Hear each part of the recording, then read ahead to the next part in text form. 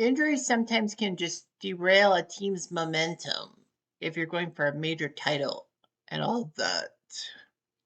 I mean, when you have in baseball, when you have your star pitcher be pulled, like Steven Strasburg a couple times for Washington, their star pitcher actually could not pitch in the postseason due to injury and rest. Would Washington be better off? What about basketball? Like when your star player gets injured just days before the playoffs start, or in hockey when your star goalie or your star players like the Leafs with Matt Sundin in 2002. A fully healthy Matt Sundin would have helped Toronto beat Carolina in the 2002 playoffs. But what if there was a massive injury to a star quarterback in football, but it actually almost worked? It almost worked out. I'm talking about a certain team from the Southeast who I have an uncle cheering for and who my buddy is secretly cheering for, other than the Pats.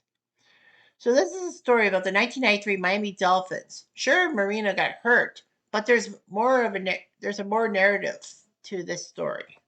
Stay tuned. So get ready. I said, are you ready? Are you ready for some Cutter What If NFL football? A weekend invasion. Yeah, it's Cutter talking to you live. We got the hits and the misses. So come join me for all the fun. All the rowdy fans come in. It's the weekend, y'all.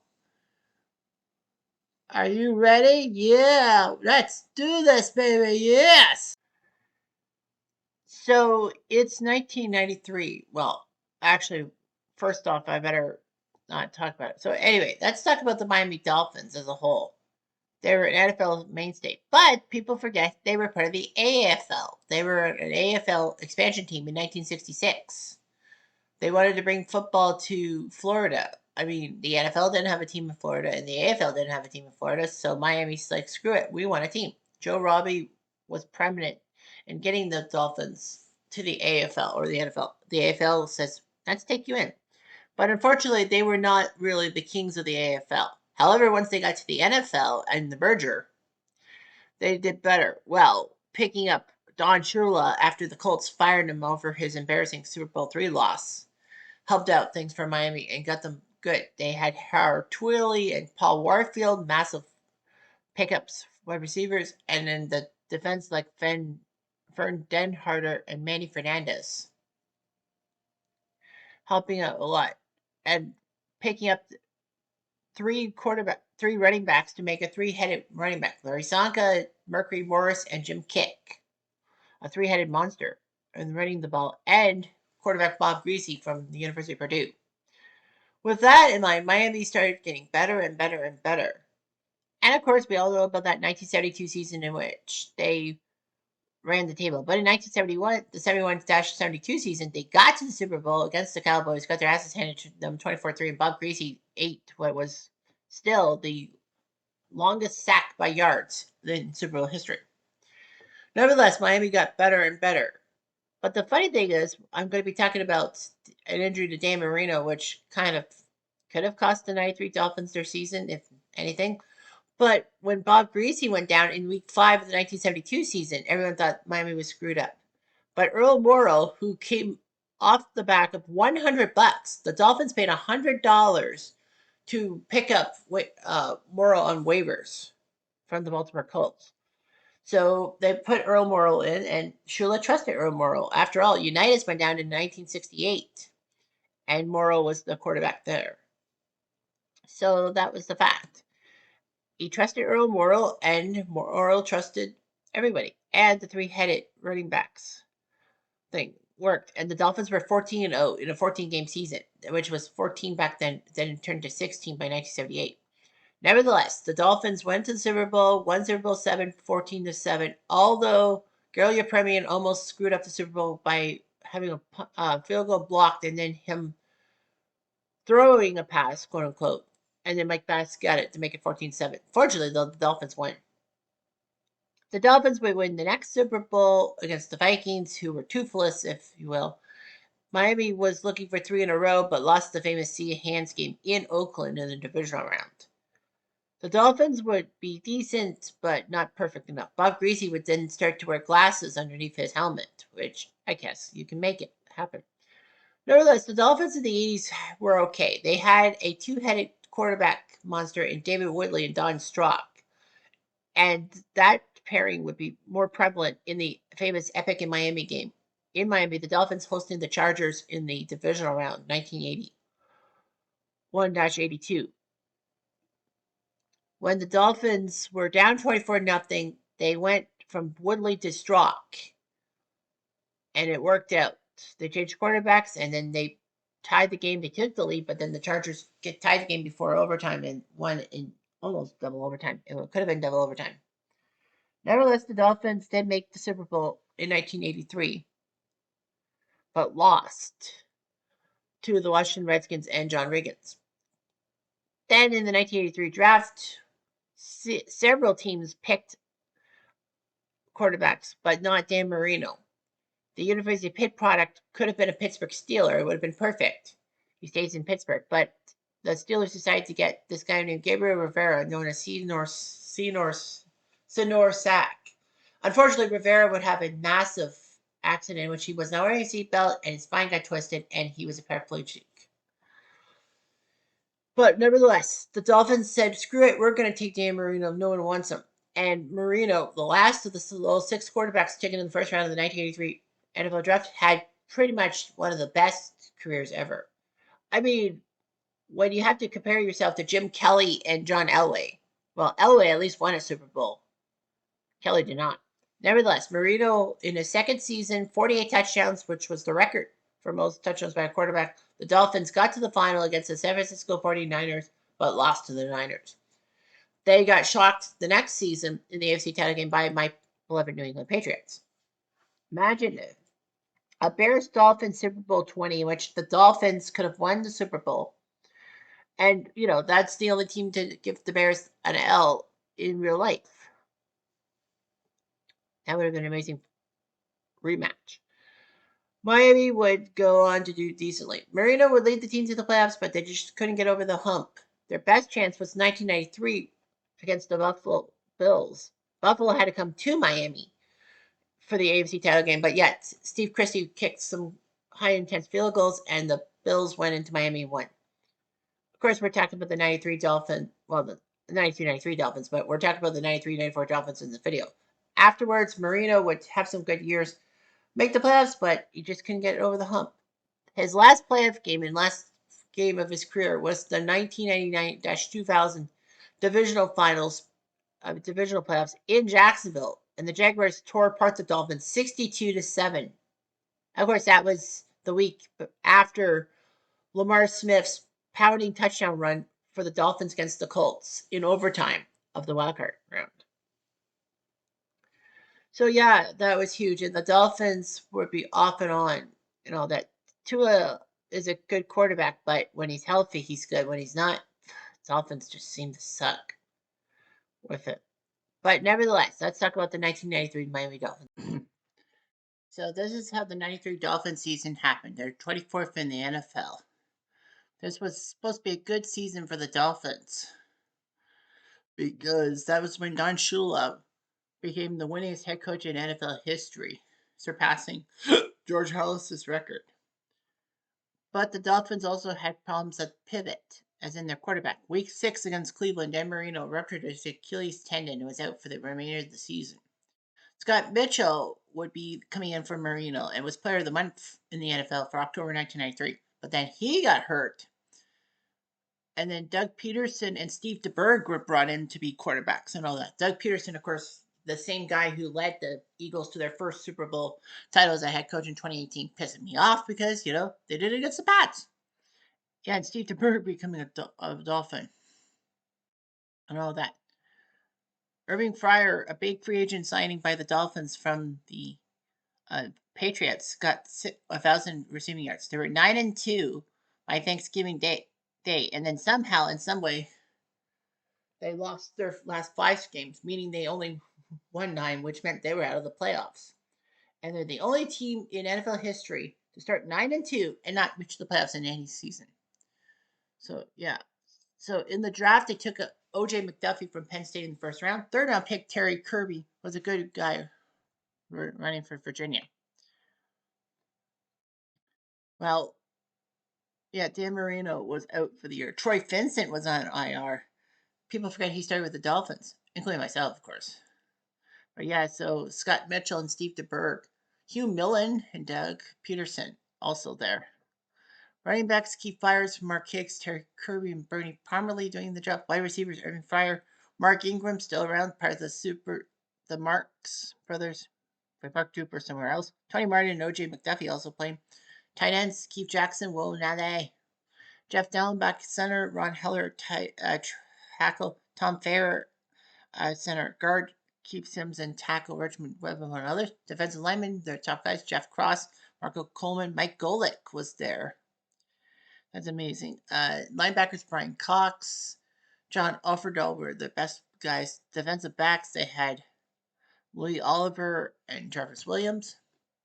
Their special teams, Dale Hatcher, their punter, Pete Stoyanovich, their kicker, who would later go on to the Chiefs and make mistakes.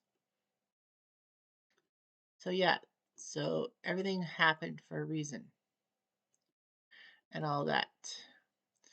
So in week 6, well, they were 3-1 after beating Cleveland 24-14. Marino injured himself. So Scott Mitchell, the year before he would sign that massive free agent deal with the Lions and become a laughingstock in a sense in Detroit, came in.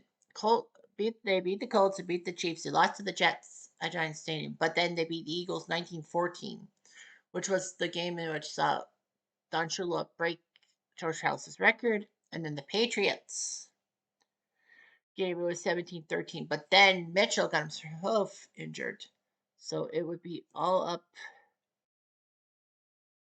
to Doug Peterson and Steve DeBerg. So it was on Thanksgiving Day on NBC. Dick Enberg and Bob Trumpy doing the call. The Dolphins started first with a touchdown by Keith Byers, 77-yard run.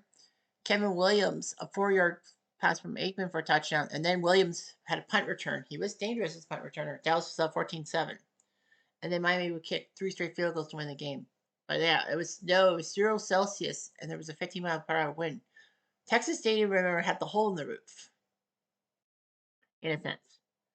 So yeah, the Dolphins did that. Of course, that was the game in which Leon Lett, 92. Jimmy Smith? I don't know. Or was it Jimmy Smith? I think was the guy who 95 who blocked the punt, the field goal by Stoyanovich, and everyone thought Dallas would win this game. The defending Super Bowl champions would beat the Dolphins, and it's like, well, Marino's injury is costing them.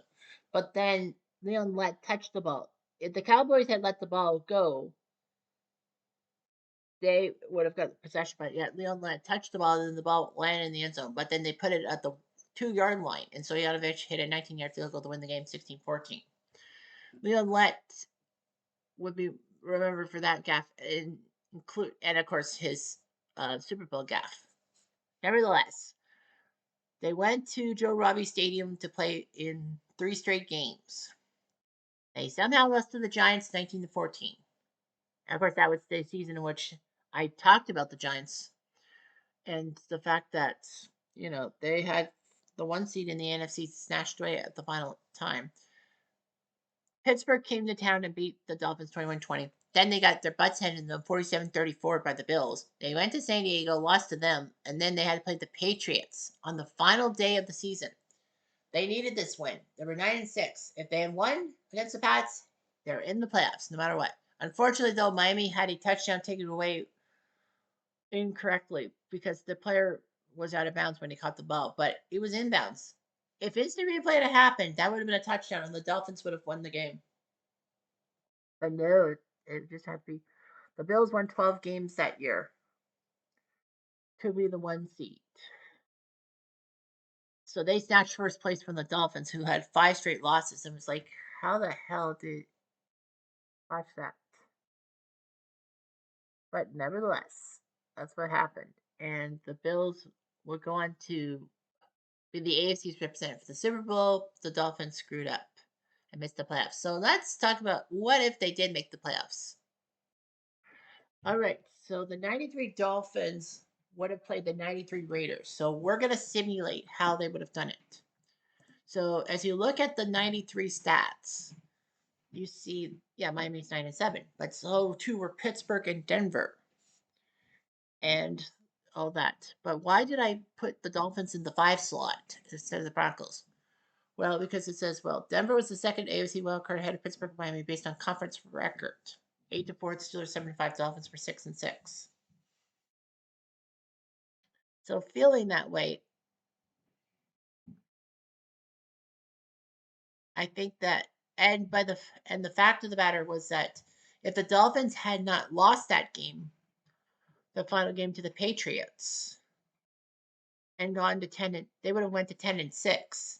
So giving the Raiders a bit of a benefit of a doubt, the Raiders would have been number 4. Then I would have put the Dolphins at number 5. So that's why they would face the Raiders. It's 80 Fahrenheit. Well, it is Los Angeles after all. And the Dolphins.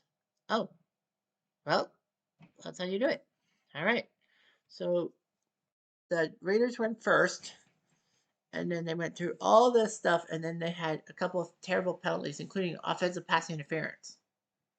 Nevertheless, Miami had a 10-play, 55-yard drive in the first quarter. Stoyanovich for 36 yards. It's good. Mitchell makes a pass to Fryer, who makes the catch and stretches forward, but loses the ball, and the Raiders get the ball, if you will. Now, remember, we're playing it as this Mitchell was at quarterback and not Dan Marino. The Raiders would have that 13-play, 95-yard drive. They were at the 5, and then they went all the way 13 plays. There were some yardage. They went bit by bit, little by little. Hostler made a pass to Steve Smith for the touchdown, make it 7-3 for the Raiders. Mitchell will get picked off by Eddie Anderson. And then Anderson made another pick of DeBerg. But Jeff Yeager, with 5 seconds left, gets the 35-yard field goal to make it 10-3.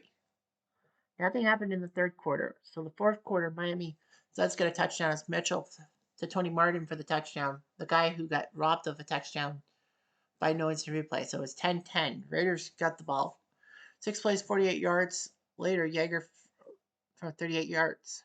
Field goal. The Dolphins had to punt, and the Raiders punted it back. So Mitchell could not pass to Fryer. He overthrew Kirby, and then he got it to Fryer for 16 yards.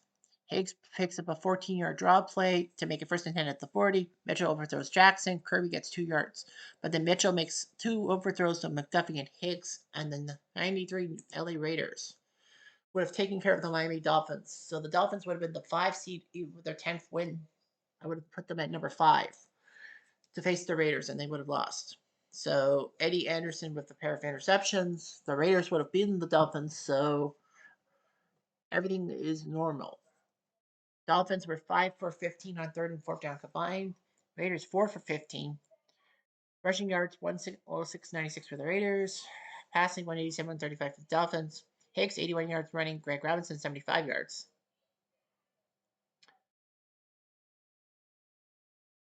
So Hostetler 10 for 15, 135 and a touchdown. Mitchell went 12 for 25, 156 touchdown interception. Steve DeBerg came in 3 for 7, 38 yards and a pick. So yes, so 2 interceptions by Eddie Anderson Jr.